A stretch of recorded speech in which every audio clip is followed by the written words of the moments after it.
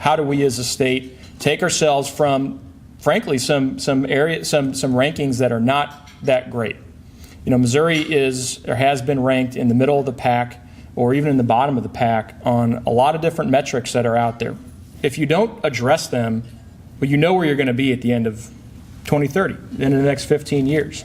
So I commend Dan and the Chamber for stepping up and leading on those issues. And certainly we are making progress on many fronts because of the work that you all do. Since January this year, our employment levels are going right in the right direction. We have, at this very moment, more Missourians than ever before are earning a paycheck. Almost 3 million Missourians today get up out of bed, they go to work, they put in a hard day's work, and they come home to their families, and they are able to provide for their families and buy a house and buy a car and take their families on vacation, and all the reasons why you do what you do, which is to support the business community of your communities. And so more people than ever before have the opportunity to do that in Missouri right now. We've moved up, as you might have heard, in some of those rankings already, 9 places in the best places to do business ranks. The results of the work that you all do in terms of making our state's business climate better and just more open to business. And I think folks are taking note of that. The governor signed Right to Work earlier this year as one of the first bills that he signed into law.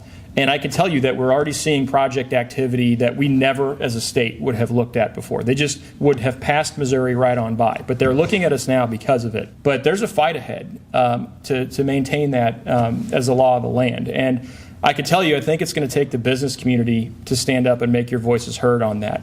And it's going to take chambers working together to continue to put the focus on the folks of our state who create jobs and these economic development related issues. We are administratively streamlining our workforce development programs to make it easier for businesses to access. We'll act as a customer service agent. We'll act as a concierge to help navigate them through that so that you can get to market quicker. Your businesses can access these training resources much more quickly. I'm really proud of that. But there's a lot more work ahead on talent and education.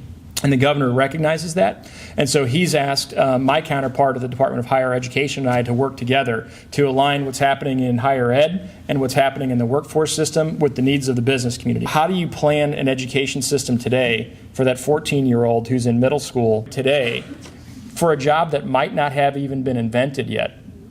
That's the reality of what we're trying to do. So once you understand what the needs of the economy are, not just today, but long term, then you can back plan from the higher ed system, the workforce system, the curriculum side of things, and make sure that those are all pointed in the right direction. We've got a lot of work to do on that, but I think there's a lot of opportunity for us to really set Missouri apart and truly lead the country, because lots of people are talking about these issues, lots of people recognize these as issues, but frankly, not a lot of folks are actually rolling up their sleeves and addressing them, and we are in Missouri. Many of you have heard me use this line before, but it's truly fundamental to my belief in economic development, and it's that prepared communities win and prepared states win.